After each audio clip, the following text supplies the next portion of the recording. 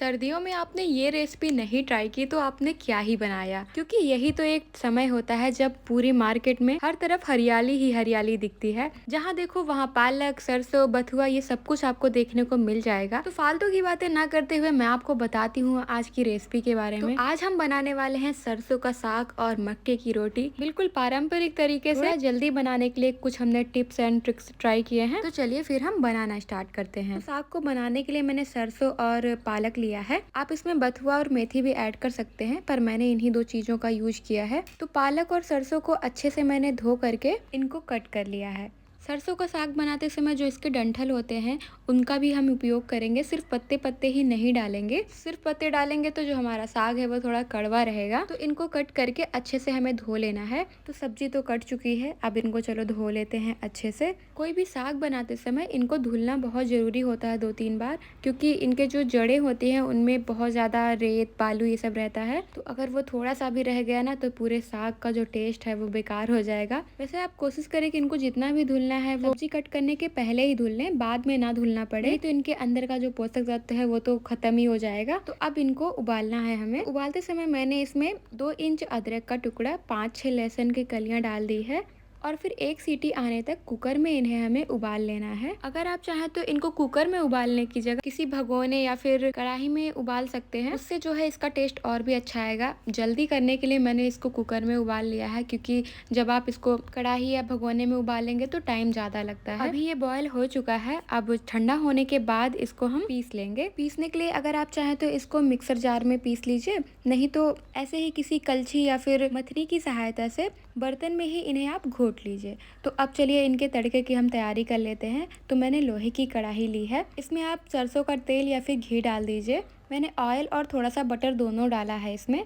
आप अपनी पसंद के अनुसार चाहे तो सिर्फ ऑयल ही यूज करिए या फिर बटर भी यूज कर लीजिए। मैंने इसमें डाल दिया है 1 साबुत मिर्च, 2 मीडियम साइज के बारीक कटे हुए प्याज, 1-1 चम्मच फाइन चॉप किए हुए अदरक और लहसुन। इनको डाल करके हम अच्छे से चला लेंगे और थोड़ी देर तक इनको पकने देंगे, जब तक कि जो प्याज और लहसुन है वो थोड़ा सा सॉफ्ट ना हो जाए। तो अभी ये सॉफ्ट हो चुके हैं। इसमें मैंने मसाले नहीं डाले हैं, बस आधा चम्मच मैंने इसमें गरम मसाला डाल दिया था। तो जब तड़का हो जाएगा फिर हमने जो पालक और सरसों की प्यूरी बना के रखी थी ना उसको इसमें डाल देंगे और डालने के बाद अच्छे से उसको हम चला लेंगे। तो अभी इस प्यूरी को हम चलाते हुए पकाएंगे थोड़ी देर तक। आप देख सकते हैं कितना बढ़िया कलर लग रहा है ना इसका। अगर आप चाहें तो इसमें अपने हिसाब से थोड़े बहुत मसाले भी डाल सकते हैं, जैसे कि हल्दी, धनिया या फिर और जो भी डालना चाहें। नमक मैंने इसमें डाल दिया है स्वाद अनुसार, पर साग में मसालों की ज़रूरत होती नहीं है तो मैंने नहीं डाला है। नमक डाल करके मैंने इसको चला लिया है अच्छे से। अब एक कटोरी में मैंने 2 चम्मच ले लिया है मक्के का आटा और उसमें मैंने थोड़ा सा पानी डाल करके एक पेस्ट तैयार कर लिया है। इस पेस्ट को हमें साग में डाल देना है। आप चाहें तो बिना पानी मिलाए डायरेक्ट आटे को सब्जी में डाल सकते हैं, पर थोड़ी बहुत गुठलियां रह जाती हैं, इसलिए मैंने सोचा पहले इसको पानी डाल के पेस्ट जैसा बना लेती हूँ, फिर इसको सब्जी में डालूंगी।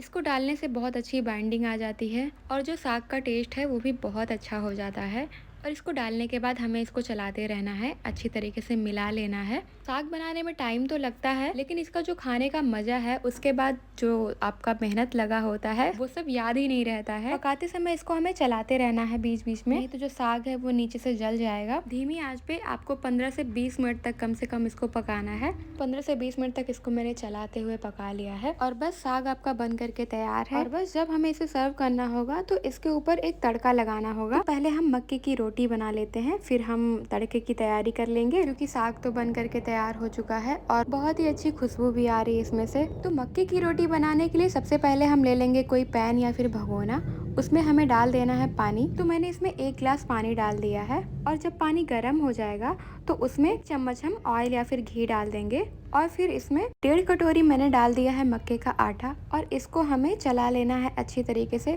आप किसी बेलन या फिर कलछी की सहायता से इनको आपस में अच्छे से मिला लेंगे। पानी में जो हमने घी डाला है उससे जो हमारे मक्के की रोटियां हैं वो बहुत ही सॉफ्ट बन करके तैयार होंगी। तो ज्यादातर लोग इसको बेलन से मिलाते हैं, पर मैंने सोचा कि इसको कलछी से ही मिला देती हूँ। तो बस थोड़ी ही देर में ये एक सॉफ्ट डो बन करके तैयार हो जाएगा। तो अभी आप देख सकते हैं कि ये आपस में अच्छे से मिक्स हो चुका है, एक बढ़िया सा डो बन के ये तैयार हो चुका है।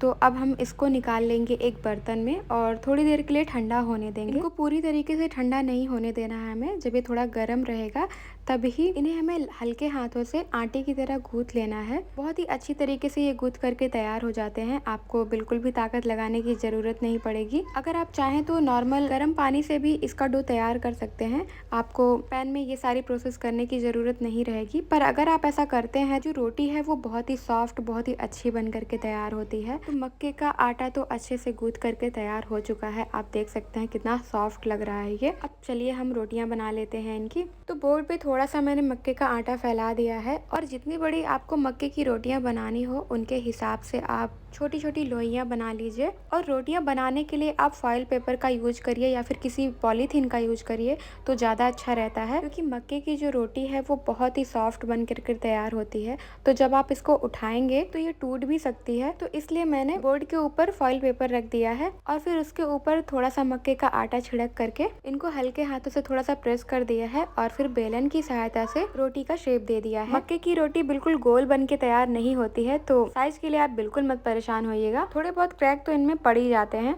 और अगर आप चाहें तो इनको हाथ की सहायता से बिना बेलन के ही गोल शेप दे सकते हैं। रोटी तो मैंने बेल लिया है। अब चलो इनको हम सेक लेते हैं। तवे पे दोनों साइड से पहले मैंने इनको गर्म होने दिया है और फिर डायरेक्ट गैस पे इनको मैंने सेक लिया है। आप चाहें तो तवे पे ही इनको गोल गोल करके सेक सकते हैं। रोटी को सेकते समय गैस की फ्लेम को मैंने मीडियम ही रखा है ताकि रोटी जले ना और अच्छे से पक जाए। और रोटी थोड़ी थोड़ी जली हुई होती है ना, तो सौंधी सौंधी इसमें से जो टेस्ट आता है वो और भी अच्छा लगता है। तो इसी तरीके से मैंने सारी रोटी बना करके तैयार कर लिया है। तो अब चलो हम तड़के की तैयारी कर लेते हैं साग के लिए। तो एक पैन में थोड़ा सा ऑयल या फिर बटर आप गरम कर लीजिए। इसमें मैंने लंबे कटे हुए अदरक और लहसुन के लच्छे डाल दिए हैं। एक मैंने साबुत मिर्च भी डाल दिया है और जब ये सुनहरे हो जाएंगे तो इनको हम साग के ऊपर ट्रांसफर कर देंगे। तो बस हमारा बहुत ही टेस्टी सरसों का साग बन करके तैयार हो चुका है। आप देख सकते हैं ये कितना ज्यादा टेस्टी लग रहा है। ये बिल्कुल वैसा ही बन करके तैयार हुआ है जैसा कि आप बाहर रेस्टोरेंट या फिर ढाबे पे खाने जाते हैं। इसके साथ खाने के लिए मैंने रख दिया है दही, थोड़ी सी कटी हुई प्याज और सीजनल जो अचार होता है मूली, अदरक, गाजर का, इसको भी मैंने इसके साथ रख दिया है। मक्के की रोटी के ऊपर थोड़ा सा मैंने बटर रख दिया है और साग के ऊपर भी थोड़ा सा बटर रख दिया है। तो हमारी कंप्लीट देसी थाली बन करके तैयार हो चुकी है। तो अब आपको ढाबे वाला सरसों का साग और मक्के की रोटी खाने के लिए रेस्टोरेंट जाने की बिल्कुल जरूरत नहीं है। इस रेसिपी से आपको बिल्कुल मार्केट वाला टेस्ट मिलेगा और आपको और आपके घर में सबको बहुत ही पसंद आएगा। तो हमारा स्वादिष्ट और हेल्दी मक्के की रोटी और सरसों का साग बन करके तैयार है। तो आपको ये रेसिपी कैसी लगी मुझे कमेंट करके जरूर बताइएगा और अगर रेसिपी अच्छी लगी हो तो लाइक और शेयर करना बिल्कुल मत भूलिएगा। तो फिर मिलते हैं आपसे नेक्स्ट वीडियो में। तब तक के लिए Hare Krishna. Okay bye. Thank you for watching.